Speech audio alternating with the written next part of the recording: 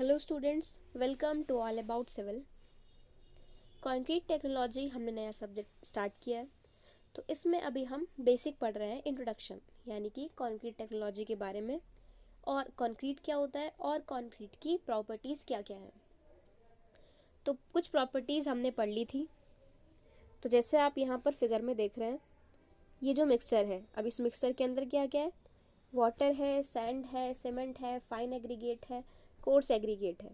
तो ये सब तो बेसिक है, लेकिन अगर ज़रूरत पड़ती है तो हम इसमें एडमिक्सचर्स भी डालते हैं। एडमिक्सचर्स के बारे में मैंने आपको लास्ट लेक्चर में एक्सप्लेन किया था। तो ये मिक्सचर सबने देखा है। तो इसके अंदर क्या क्या होता है, cement, sand, fine aggregate, coarse aggregate. तो ये सब चीज़ें इसमें मिक्स होती है, इसको बोलते हैं हम कंक्रीट। तो कंक्रीट की काफ़ी सारी प्रॉपर्टीज़ हम पढ़ चुके थे। जैसे कि सबसे पहली प्रॉपर्टी थी स्ट्रेंथ। तो स्ट्रेंथ 4 टाइप से थी, कंप्रेसिव, टेंसाइल, फ्लेक्सुरल और शियर। तो कंप्रेसिव स्ट्रेंथ के लिए हमने पढ़ लिया था कि 28 दिन के अंदर अंदर हम चेक करते हैं, और 2 टाइप है, क्यूब है और सिलेंडर है। टेस्ट करने के लिए कंक्रीट की कंप्रेसिव स्ट्रेंथ हम या तो क्यूब बना लेते हैं या फिर सिलेंडर बना लेते हैं। उस सिलेंडर या क्यूब पर हम कंप्रेसिव फोर्स लगाते हैं और टेस्ट करते हैं कि कितना कंप्रेशन कंक्रीट झेल पा रहा है। देखो इस टाइप से, जैसे आपको क्यूब दिख रहे हैं यहाँ पर और सिलेंडर्स दिख रहे हैं, तो हम मोल्ड में डाल के, सांचे में डाल के ऐसे कंक्रीट बना लेते हैं, ऐसी शेप बना देते हैं, और उसके बाद फिर इस पर टेस्ट करते हैं कि कितने लोड पर ये फेल हो जाएगा। तो यहाँ से हमें इसकी कंप्रेसिव स्ट्रेंथ पता चल जाती है।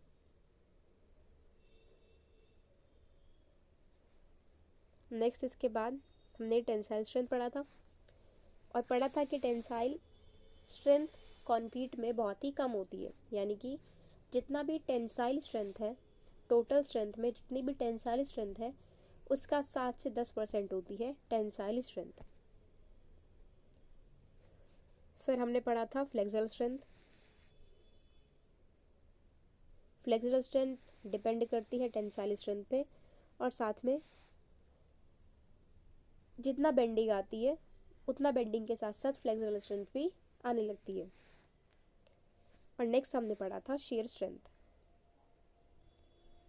तो जब भी शॉर्ट कॉलम्स पर कंप्रेसिव फोर्स लगती है, ऐसी फोर्सेस लगती हैं जो उसको कंप्रेस कर रही हैं, तो इस केस में कौन सी स्ट्रेंथ डेवलप हो जाती है, shear स्ट्रेंथ। तो हमने ये 4 टाइप की स्ट्रेंथ्स पढ़ ली हैं, कंप्रेसिव, टेंसाइल, फ्लेक्सुरल और shear।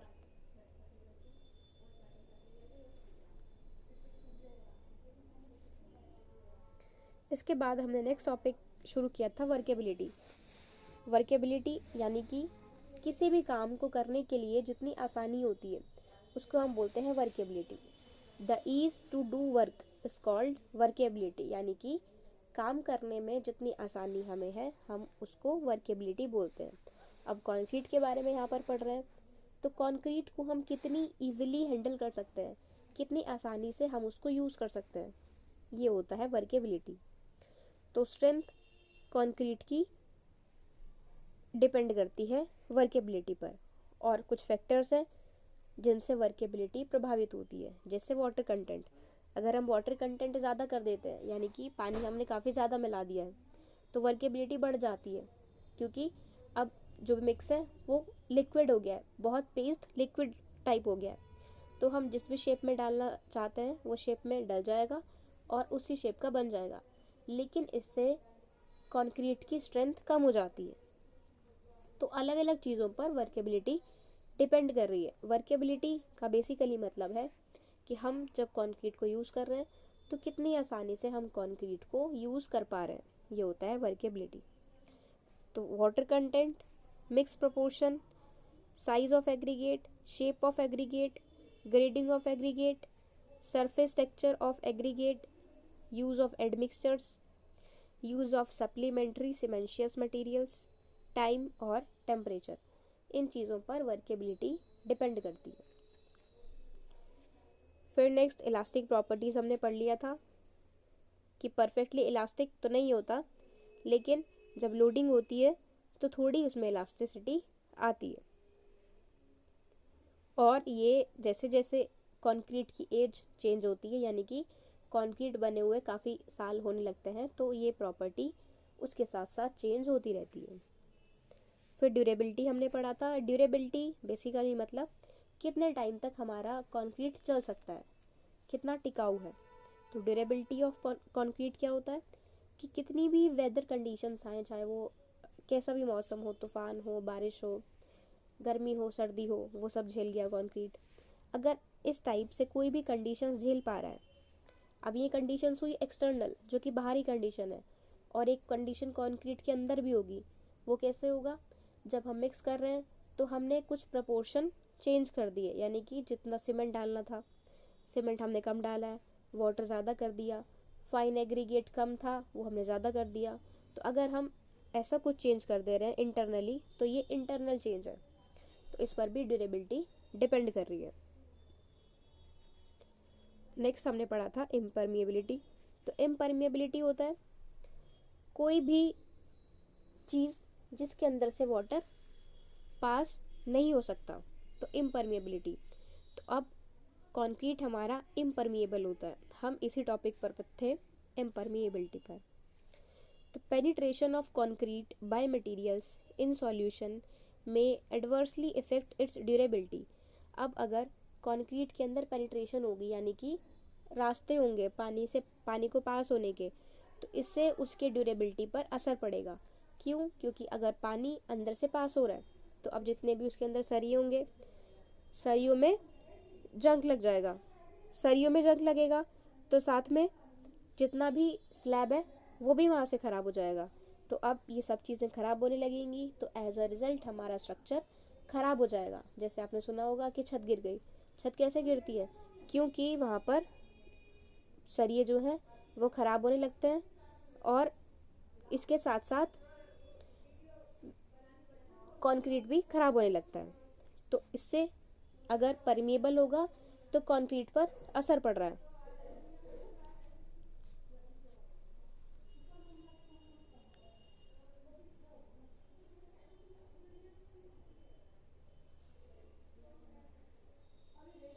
तो इम्परमिएबिलिटी है प्रॉपर्टी जो कि कंक्रीट को होना चाहिए। कंक्रीट को इम्परमिएबल होना चाहिए, जिससे कि कोई भी उसके अंदर वाटर या मटेरियल अंदर ना पास हो पाए। अब कोई मटेरियल नहीं पास होगा तो कुछ खराबी नहीं आएगी। अगर स्लैब के अंदर पानी नहीं जाएगा तो सरिये खराब नहीं होंगे, और सरिये खराब नहीं होंगे, वो फूलेंगे नहीं, तो कंक्रीट जितना भी है उसमें भी दिक्कत नहीं आएगी।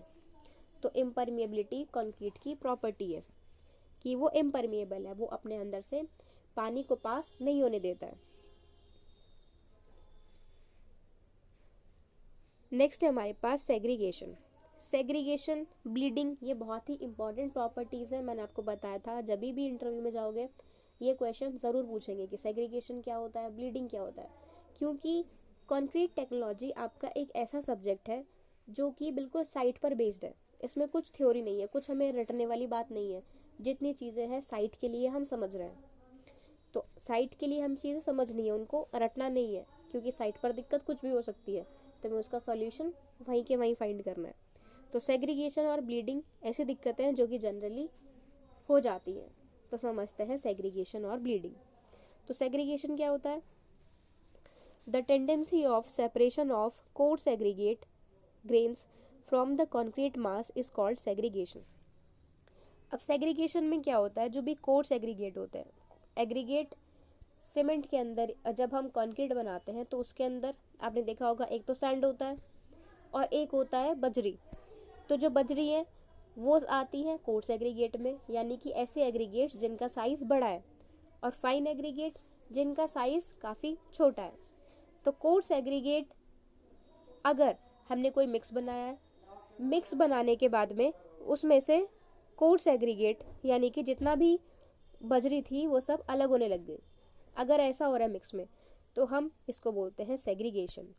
हमने मिक्स बनाया, अब उसके अंदर सब डालते हैं हम, cement, sand, water, fine aggregate, coarse aggregate, admixtures सब मिक्स कर देते हैं। और इसके अंदर अगर हम मिक्स कर रहे हैं और मिक्स करने के बाद इसमें से बजरियाँ बाहर निकलने लग गई, कोर्स एग्रीगेट अलग हो गए, तो इसको हम बोल रहे हैं segregation. It increases when the concrete mixture is lean and too wet. ये कब होता है? जब कॉन्क्रीट मिक्सचर बहुत ही पतला हो, हल्का हो और बहुत ज़्यादा गीला हो, तब ये सेग्रीगेशन होने लगता है। It also increases when rather large and rough texture aggregate is used.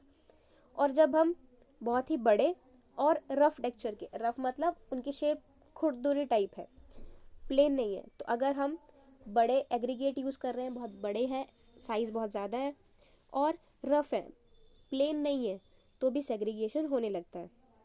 अब हम कैसे सेग्रीगेशन को रोक सकते हैं?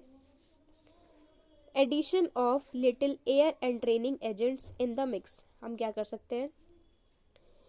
एयर एंट्रेनिंग एजेंट्स होते हैं जिनके थ्रू एयर अंदर जाती है, तो हम मिक्सर के अंदर ये डाल सकते हैं, ये मिक्स कर सकते हैं, इससे सेग्रीगेशन नहीं होगा। एक तरीका हो गया। दूसरा तरीका, restricting the amount of water to the smallest possible amount. कोशिश कर सकते हैं कि पानी जितना कम हम डाल पाए उतना कम हम डाल दें। अब लेकिन हर चीज़ का एक मिक्स डिसाइड होता है कि इसमें आपको इतना वाटर डालना है, इतना सीमेंट डालना है, इतना फाइन एग्रीगेट और इतना कोर्स एग्रीगेट। तो उस कंडीशन में हम कोशिश कर सकते हैं कि पानी कम डालें, और अगर ज़्यादा कम कर देंगे तो हमारा मिक्स ख़राब हो जाएगा। All the operations like handling, placing and consolidation must be carefully conducted। अब जितने भी ऑपरेशंस हैं उसको हैंडल करना, प्लेस कराना, मतलब कंक्रीट को जब हम, जैसे हम साइड में लकड़ी के फट्टे लगा के उसमें हम कंक्रीट डाल देते हैं, तो प्लेसिंग कैसे करनी है हमें, कंसोलिडेशन कैसे करना है, तो ये प्रोसेस हमें ध्यान से करना पड़ता है। Concrete should not be allowed to fall from large Heights.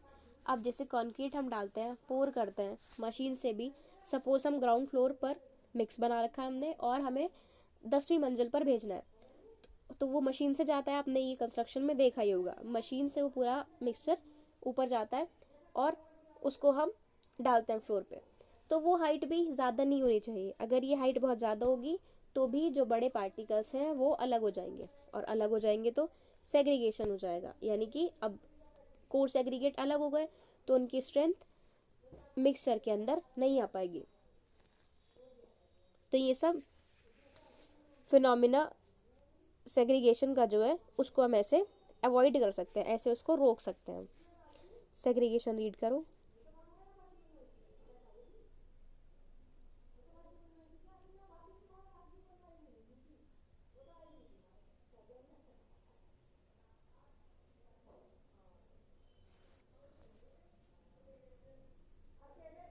Next है ब्लीडिंग। अब ब्लीडिंग क्या होता है? The tendency of water to rise to the surface of freshly laid concrete is known as bleeding.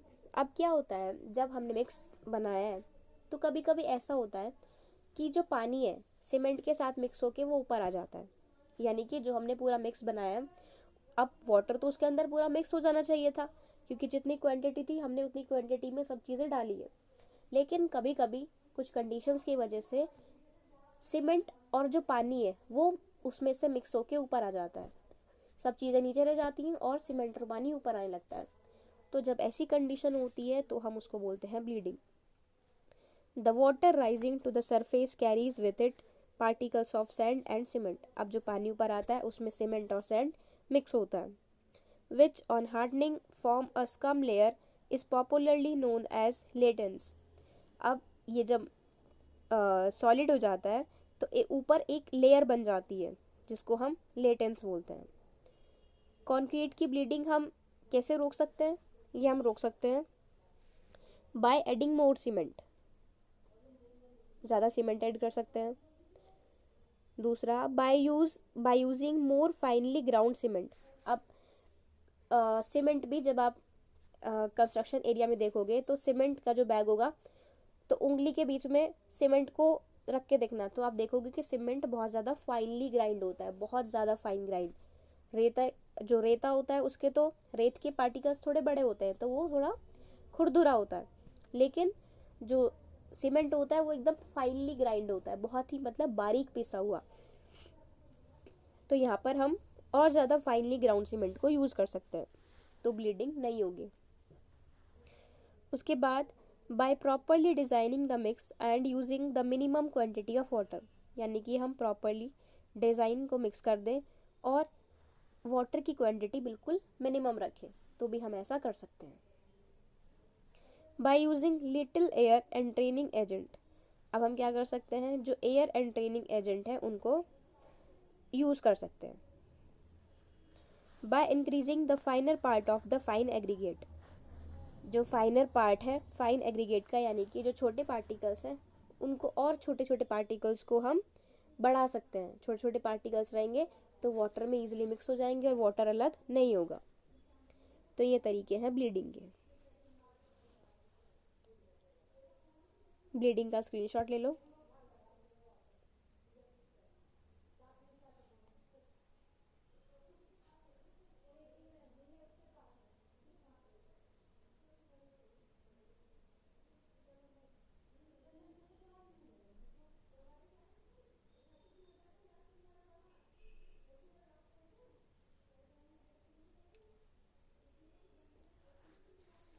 Okay, next है fatigue.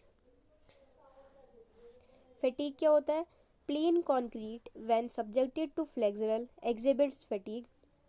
अब जो plane concrete होता है जब उस पर फ्लेक्सर लगता है, मतलब बेंडिंग होती है उसमें, तो उसमें फैटीग आ जाता है। The flexural resting ability of concrete of a given quality is indicated by an endurance limit whose value depend upon the number of repetitions of stresses। अब फटीग क्या होता है? थकान होती है। नॉर्मल अगर हम समझें तो फटीग थकान है, टायर्डनेस। तो कंक्रीट के केस में क्या होगा? जब बेंडिंग हो रही है तो स्ट्रेस डेवलप हो रहे हैं, फिर रुक गए, फिर से स्ट्रेस आ रहे हैं, फिर रुक गए, यानी कि लोडिंग हुई तो स्ट्रेस आए, लोडिंग हट गई, फिर से लोडिंग हुई, फिर से स्ट्रेस आए, फिर लोडिंग हट गई, स्ट्रेस हट गए, फिर से लोडिंग, फिर से स्ट्रेस आए, लोडिंग हट गई, स्ट्रेस हट गए। तो जब इस टाइप की कंडीशन होती है तो इस कंडीशन में फटीग डेवलप होने लगता है। In concrete pavement design the allowable flexural working stress is limited to 55% of modulus of rupture. तो पेवमेंट डिजाइन की बात है, फिलहाल हम सिर्फ फटीग प्रॉपर्टी पढ़ रहे हैं। तो fatigue property plane cement concrete, plane concrete के अंदर कब आती है? जब उस पर फ्लेक्सर लगता है, यानी कि बेंडिंग होती है, तो उसके अंदर फटीग डेवलप होने लगता है। तो फटीग का भी आप स्क्रीनशॉट ले लो।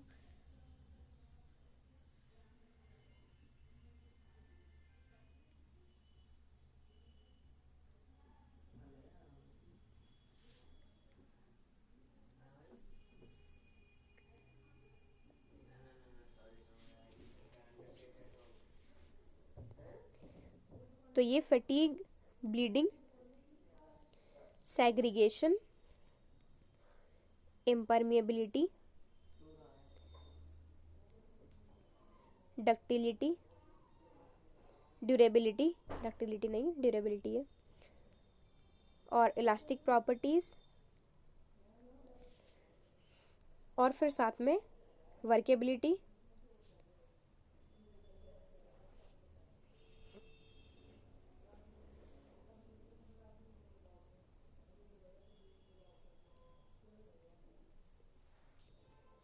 और जो बेसिक स्ट्रेंथ है, स्ट्रेंथ हमने 4 टाइप की पढ़ी है, कंप्रेसिव, टेंसाइल, फ्लेक्सुरल और शियर।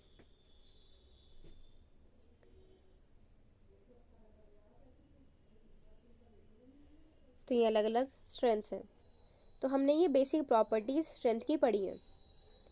तो इंग्लिश में आपको यहाँ से हेडिंग्स क्लियर होंगी और मैंने एक्सप्लेन भी कर दिया है। इसके बाद मैं आपको हिंदी वाला कंटेंट दिखाऊंगी, तो हिंदी वाले कंटेंट में जो आपको बेसिक टर्म्स होंगी वो वहाँ से क्लियर हो जाएंगी, क्योंकि स्ट्रेंथ, वर्केबिलिटी, ड्यूरेबिलिटी, तो ये सब ब्लीडिंग, सेग्रीगेशन, ये आप अगर इंग्लिश में टर्म जानोगे तो आपको ही फ़ायदा रहेगा, क्योंकि एक्सप्लेनेशन तो आपको हिंदी में आ जाएगी, हम समझेंगे भी हिंदी में, क्योंकि बचपन से हमने हिंदी समझी है तो हम हिंदी में कंफर्टेबल है। बेसिक टर्म्स आपको बस इंग्लिश में देखनी होंगी, इसके बाद मैं आपको हिंदी का दिखाती हूँ। तो ये थी बेसिक प्रॉपर्टीज अभी तक।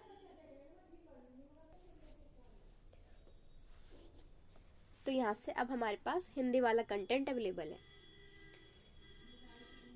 तो कंक्रीट के गुण।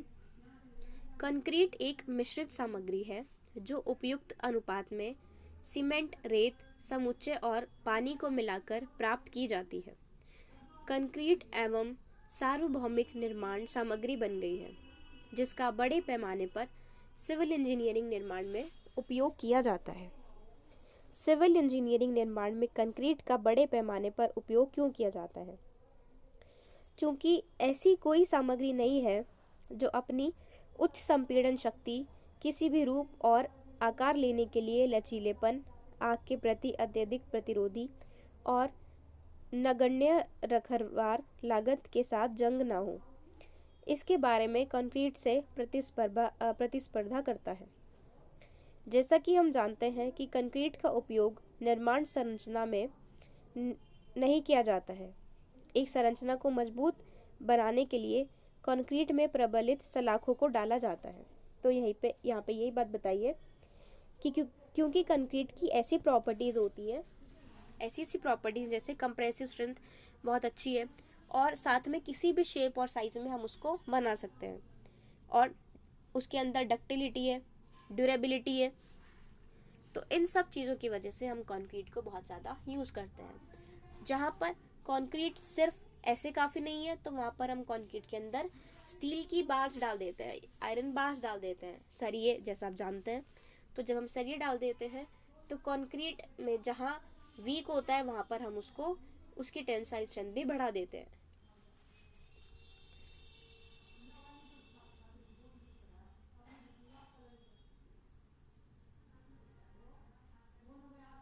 कंक्रीट में सुदृढ़ीकरण क्यों डाला जाती है?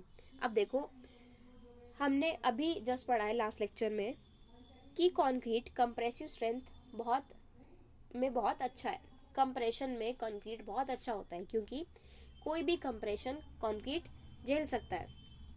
तो इस टाइप से अगर कंक्रीट अच्छा है किसी भी कंप्रेशन के अंदर, तो हम सारी जितने भी कंप्रेसिव फोर्स हैं कंक्रीट उनको झेल सकता है। लेकिन हमारे पास कंक्रीट का एक नेगेटिव पॉइंट ये है कि उसके अंदर टेंसाइल स्ट्रेंथ कम है। यानी कि जैसे अभी हमने लास्ट लेक्चर में पढ़ा था कि जो टेंसाइल स्ट्रेंथ है वो 7 से लेकर 10% है टेंसाइल स्ट्रेंथ की। तो अब हम क्या करते हैं, कंप्रेशन में तो ऑलरेडी अच्छा है, तो जहाँ पर वीक है हम उसको टेंशन में स्ट्रांग बनाने के लिए उसमें सरिया ऐड कर देते हैं। अब क्योंकि सरिया बहुत टेंशन में अच्छा होता है तो हम ये रॉड्स ऐड कर देते हैं उसमें, जिससे कि टेंशन में भी कंक्रीट अच्छा रहे। कंक्रीट संपीड़न में बहुत मजबूत है लेकिन तनाव में कमजोर है। कंक्रीट प्रबलित सलाखों में कम तन्यता ताकत की भरपाई करने के लिए डाला जाता है। इस प्रकार स्टील द्वारा कंक्रीट को मजबूत किया जाता है और परिणामी समग्र द्रव्यमान को प्रबलित सीमेंट कंक्रीट कहा जाता है, यानी कि रेनफोर्स सीमेंट कंक्रीट बोलते हैं हम। अब सवाल आपके दिमाग में चलता है, तनाव में ठोस कमजोर क्यों है?